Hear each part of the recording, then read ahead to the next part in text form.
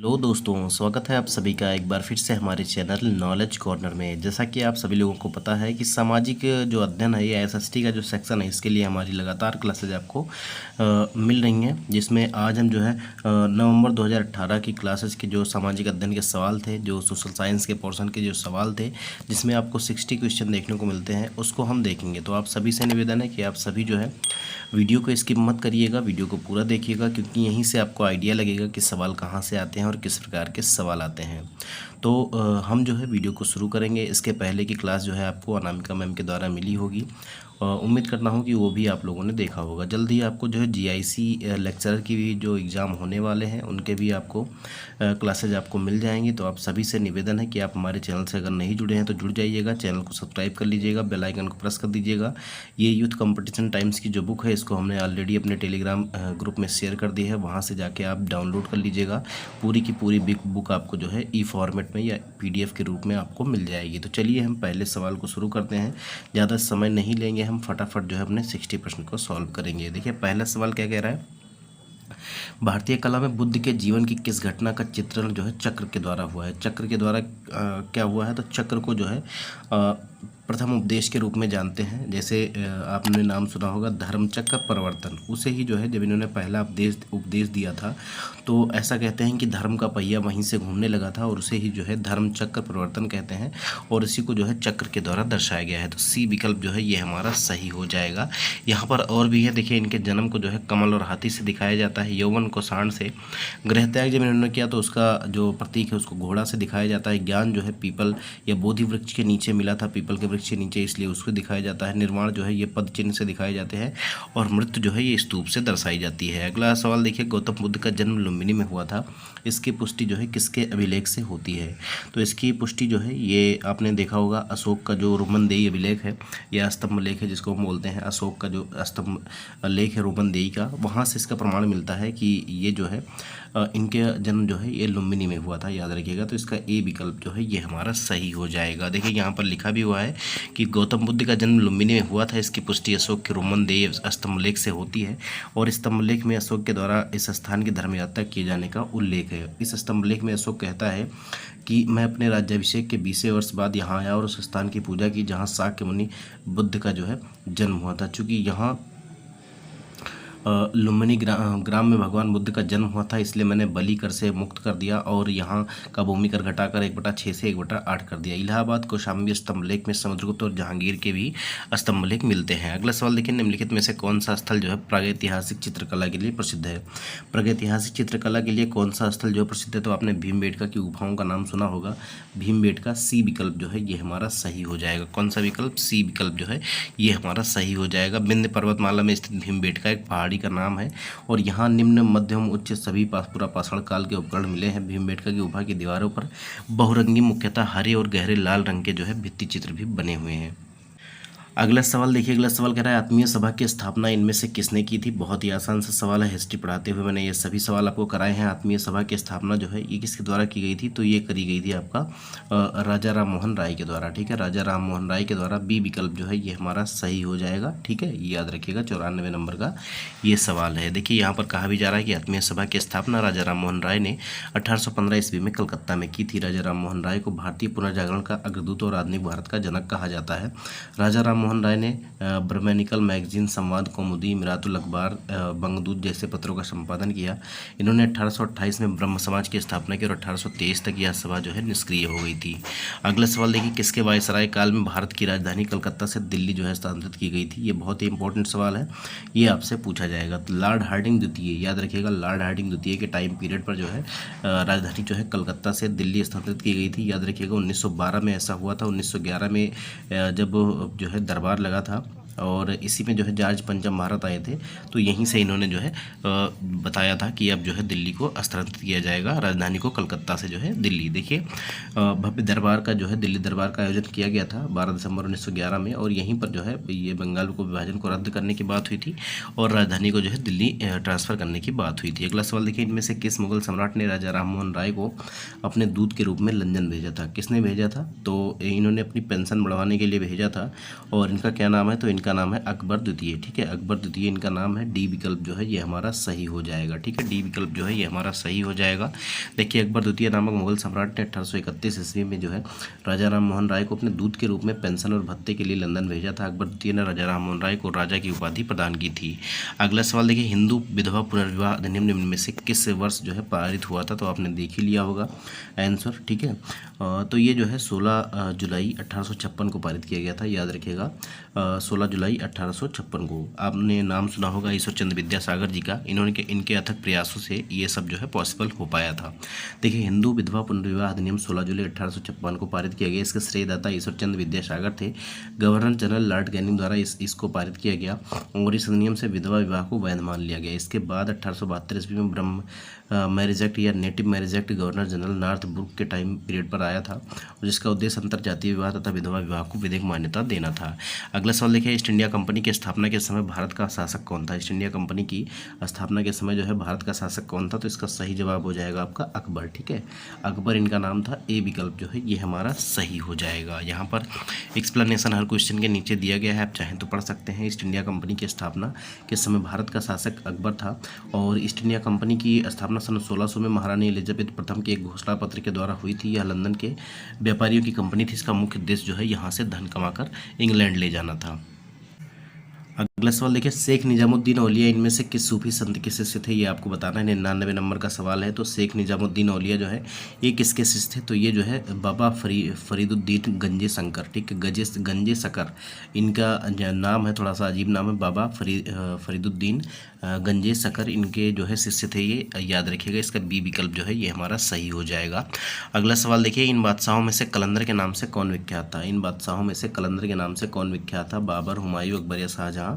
तो कलंदर के नाम से जो है बाबर को जाना जाता था। ए विकल्प जो है ये हमारा सही हो जाएगा। अगला सवाल देखिए, बाबर कलंदर के नाम से जो है विख्यात था, ये आपको एक्सप्लेनेशन में देखने को मिलेगा।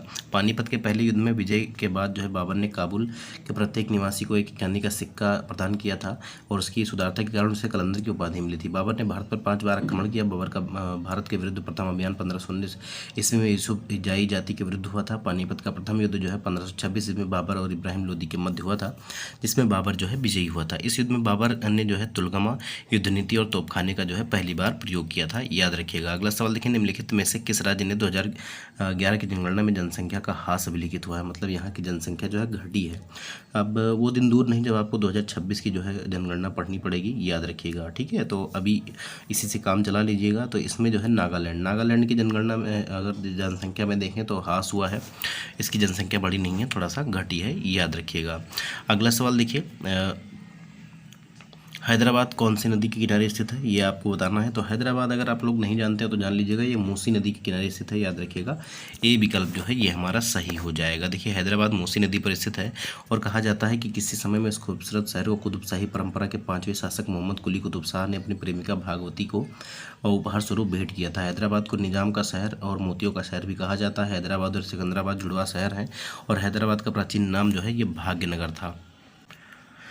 अगला सवाल देखिए, कोयला एक उदाहरण है। कोयला उदाहरण है किसका है? तो आग्नेय शैल का या अवसादी शैल का या रूपांतरित शैल का? तो किसका उदाहरण है ये? तो ये अवसादी या सेडिमेंट्री रॉक का है, याद रखिएगा। बी विकल्प जो है ये हमारा सही हो जाएगा। देखिए कोयला एक अवसादी शैल का उदाहरण है। अवसाद चट्टानों की जो है निम्नलिखित विशेषताएं हैं। ये जो है परतदार होती हैं, इसमें जीवाश्म पाया जाता है। अवसादी चट्टानों में जो है खनिज तेल भी पाया जाता है। एंथ्रेसाइट कोयले में जो है 90% से ज़्यादा कार्बन होता है। इन चट्टानों में लोह है, फास्फेट, कोयला, पीट, बालू का पत्थर एवं सीमेंट बनाने की चट्टान पाई जाती है। देखिए वे 2 ग्रह कौन से हैं जिनके कोई उपग्रह ही नहीं है?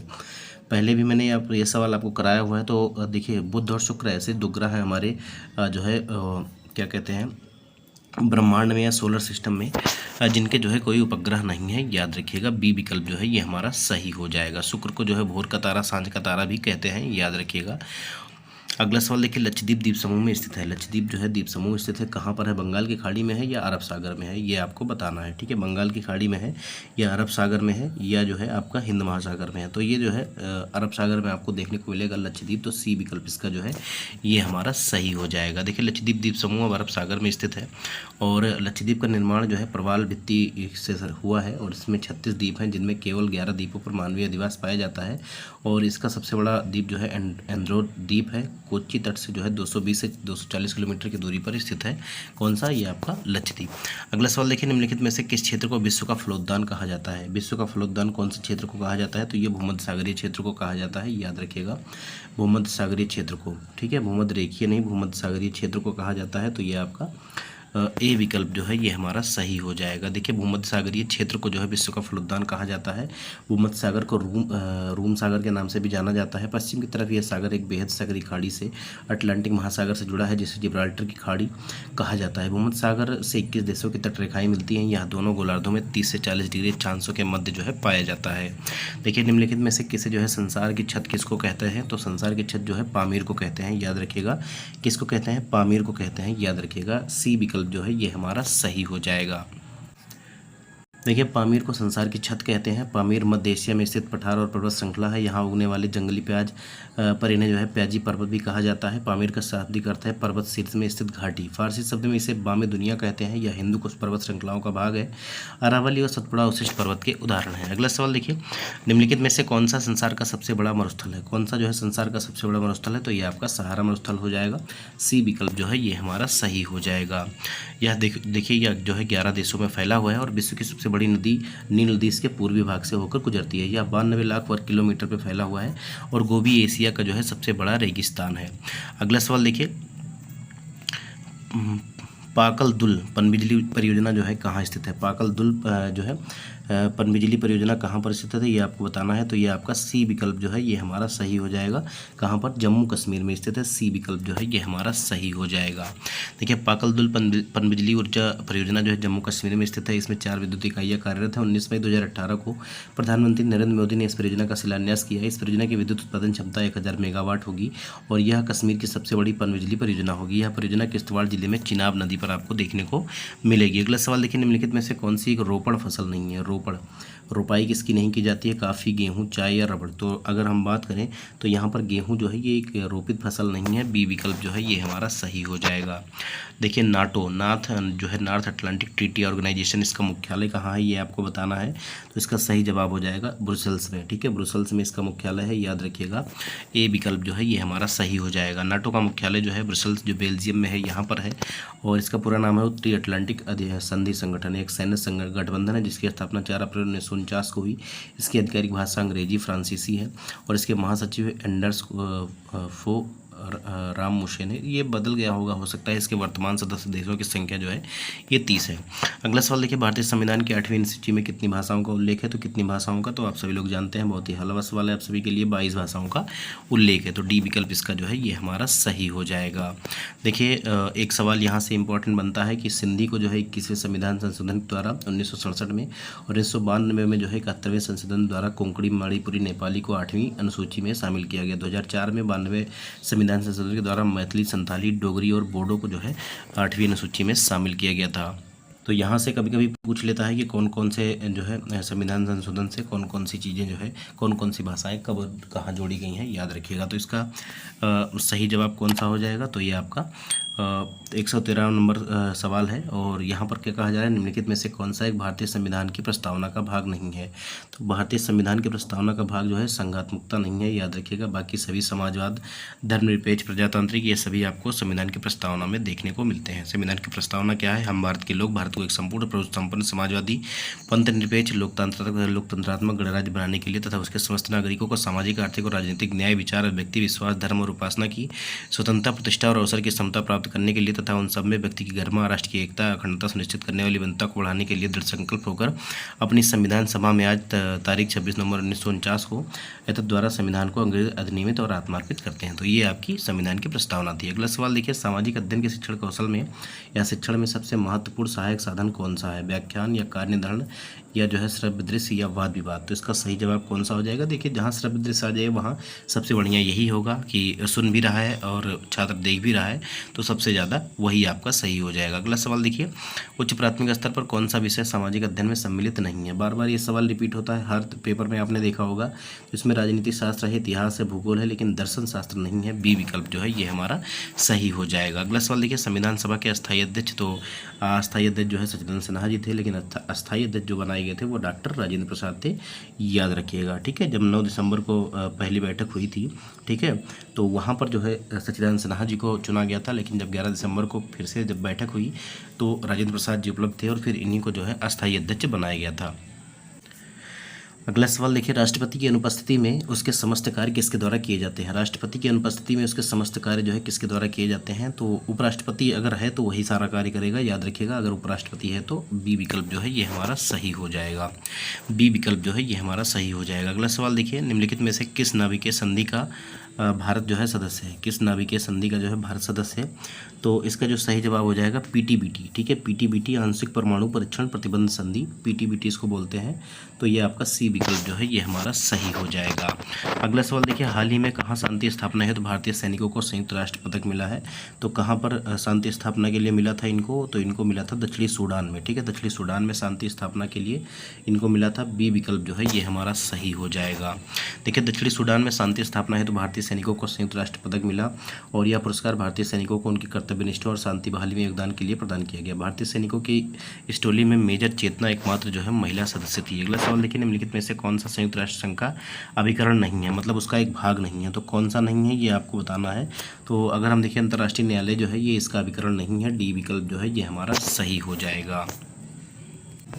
देखिए, अंतर्राष्ट्रीय जो संयुक्त राष्ट्र संघ है ये एक अंतर्राष्ट्रीय संगठन है और संयुक्त राष्ट्र की स्थापना 24 अक्टूबर 1945 को हुई थी और अंतर्राष्ट्रीय न्यायालय संयुक्त राष्ट्र का जो है अभिकरण नहीं है। इसके जो है 17 अभिकरण हैं, जिसमें खाद्य एवं कृषि संगठन, अंतर्राष्ट्रीय परमाणु ऊर्जा अभिकरण, अंतर्राष्ट्रीय नागर विमानन संगठन, अंतर्राष्ट्रीय कृषि विकास कोष, अंतर्राष्ट्रीय श्रम संघ और अंतर्राष्ट्रीय सागरीय संगठन IMF, अंतर्राष्ट्रीय दूरसंचार संघ, वैश्विक डाक संघ, विश्व बैंक, ये सभी इसके जो है अंग हैं। अगला सवाल देखिए, कौन सा उर्वरक किसान खाद के नाम से जाना जाता है? कौन सा उर्वरक जो है किसान खाद के नाम से जाना जाता है ये आपको बताना है।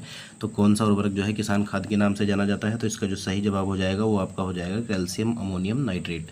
कैल्शियम अमोनियम नाइट्रेट बी विकल्प जो है ये हमारा सही हो जाएगा। देखिए, कैल्शियम अमोनियम नाइट्रेट को किसान खाद के रूप में जाना जाता है।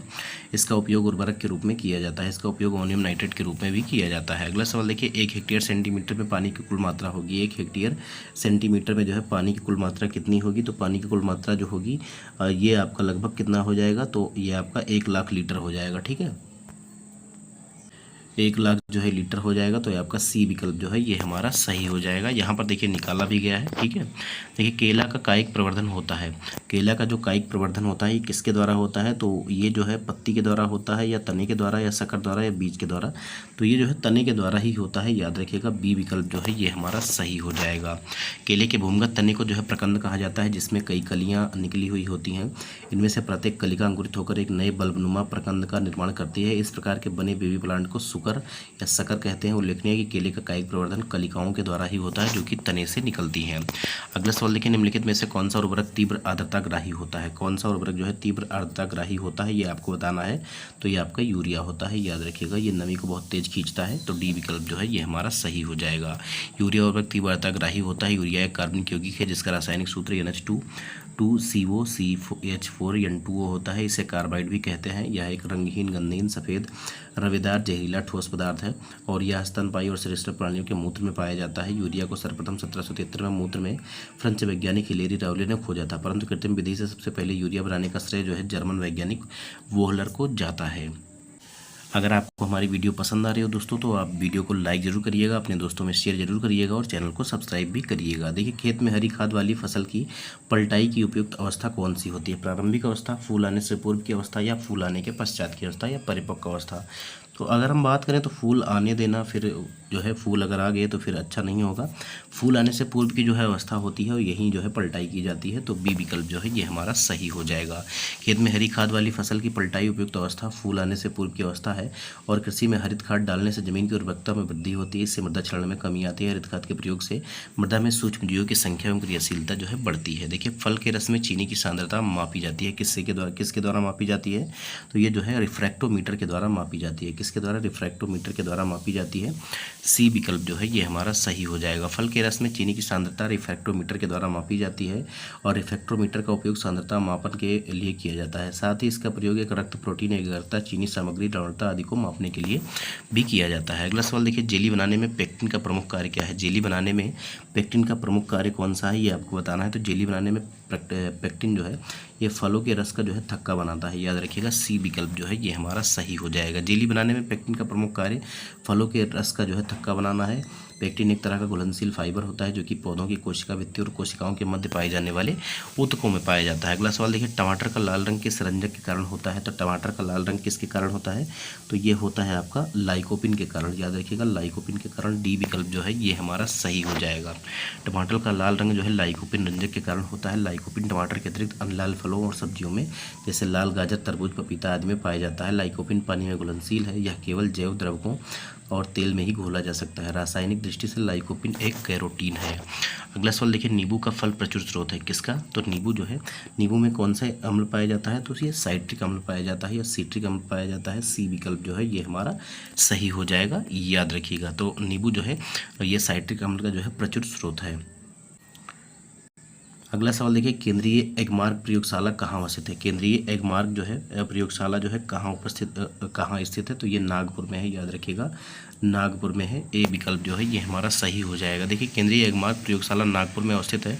एगमार्क एक प्रमाण चिन्ह है जो भारत में कृषि खाद्य पदार्थों पर लगाया जाता है। एगमार्क का प्रयोग कृषि उत्पाद अधिनियम 1937 द्वारा लागू हुआ था, जिसे 1986 में संशोधित किया गया। वर्तमान एगमार्क मानक में 205 विभिन्न जिन्सों की गुणवत्ता के लिए जो है दिशा निर्देश दिए गए हैं। देखिए अचल स्वर कौन से हैं इनमें से? अचल स्वर कौन से हैं? तो अचल स्वर की अगर बात की जाए तो अगर हम कहें सा रे गा मा पा दा ना, ये जो है शुद्ध स्वर कहे जाते हैं।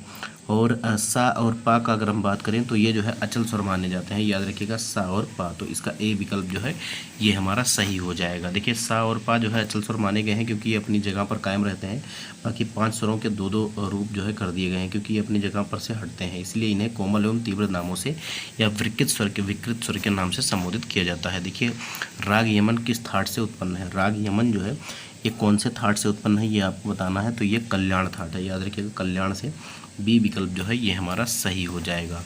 अगला सवाल देखिए, संगीत में समान गति के सतत प्रवाह को कहते हैं। संगीत में समान गति के सतत प्रवाह को क्या कहते हैं? तो इसको हम लय कहते हैं। याद रखिएगा एक लय में गाना, तो ये समान गति से सतत प्रवाह है, तो ये आपका विकल्प सही हो जाएगा। गा मा पा नी नी ये सभी क्या है?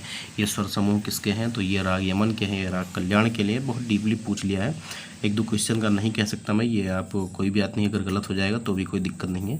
तो ये अगर हम बात करें तो ये राग जो है विहाग है। ये राग जो है विहाग है। सी विकल्प जो है ये हमारा सही हो जाएगा। अगला सवाल देखिए, झंडा गान विजयी विश्व तिरंगा प्यारा के रचयिता कौन है?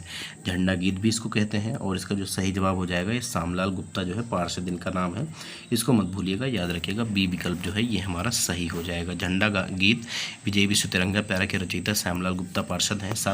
7 पद वाली इस मूल गीत से बाद में कांग्रेस ने 3 पद में संशोधन करके झंडा गीत के रूप में इसको मान्यता दी। इसे फरवरी 1938 में स्वीकृत किया गया। 1938 में कांग्रेस के अधिवेशन में नेताजी सुभाष चंद्र बोस ने इसको स्वीकृति दी थी और यह ऐतिहासिक अधिवेशन जो है ये हरिपुरा में हुआ था।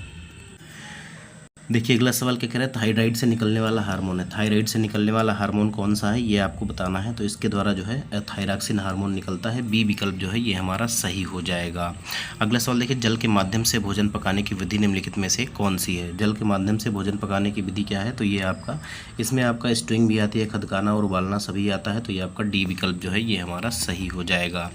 ढोकला बनाने में प्रयुक्त विधि कौन सी है ये आपको बताना है। तो इसमें खमीरीकरण आता है। देखिए ये पता नहीं कैसे सवाल हैं जो आपको दे दिया जाता है, ठीक है। ए विकल्प जो है ये हमारा सही हो जाएगा। देखिए खमीरीकरण के द्वारा ढोकला नामक व्यंजन तैयार किया जाता है। खमीरीकरण की प्रक्रिया के दौरान सूक्ष्मजीव जैसे यीस्ट या फफूंद ऑर्गेनिक यौगिक बदल जाते हैं और इससे भोजन में नेचुरल और फायदेमंद जीवाणु जो है बढ़ जाते हैं। अगला सवाल देखिए, 2 वर्ष से 6 वर्ष की आयु को कहते हैं कौन सी अवस्था होती है ये?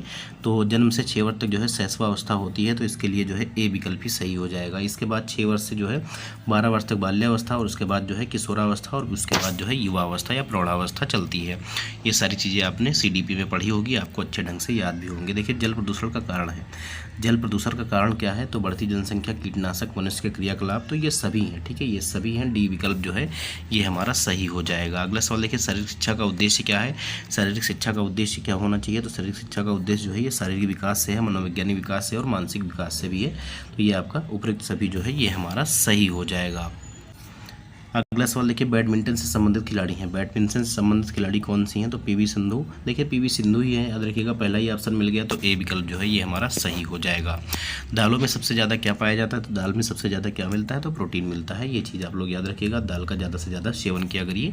ए विकल्प जो है ये हमारा सही हो जाएगा। अगला सवाल देखिए, LSD के सेवन से क्या होता है। LSD के सेवन से क्या होता है ये आपको बताना है। तो LSD के जो है सेवन से जो है मानसिक विभ्रम की स्थिति जो है उत्पन्न होती है। डी विकल्प जो है ये हमारा सही हो जाएगा। व्यायाम का लाभ है, व्यायाम का लाभ क्या है, तो व्यायाम से जो है आपका रक्त प्रवाह में वृद्धि होती है, फुर्तीलापन आता है और भूख भी लगती है। तो ये आपका सभी आपका सही हो जाएगा। डी विकल्प जो है ये हमारा सही हो जाएगा। अगला सवाल देखिए, वृत्त आरेख जो है उपयोगी है। वृत्त आरेख जो है उपयोगी है, किसके लिए उपयोगी है ये आपको बताना है। तो इसका जो सही जवाब हो जाएगा ये आपका हो जाएगा विभिन्न मात्राओं की तुलना के लिए जो है वृत्त आरेख बहुत ही ज़्यादा जरूरी है, उपयोगी है। तो बी विकल्प जो है ये हमारा सही हो जाएगा। वृत्त आरेख विभिन्न मात्राओं की तुलना करने के लिए जो है उपयोग होती है। वृत्त आरेख को पाई चार्ट भी कहते हैं और इसमें आमतौर पर मानों के बीच के अनुपात को एक स्लाइस के रूप में जो है विभक्त किया जाता है। प्रत्येक स्लाइस की चाप की लंबाई राशि का प्रतिनिधित्व करने वाले मान के जो है अनुपातिक होती है। मान लीजिए आपने एक ये बना दिया और इसमें से आपने इतना स्लाइस निकाल दिया ऐसे कि इतना जो है ये मैथ वाले हैं, तो ये आपका जो है पाई चार्ट हो गया और यही आपका वृत्तारेख होता है। उम्मीद है कि आप लोग समझ गए होंगे।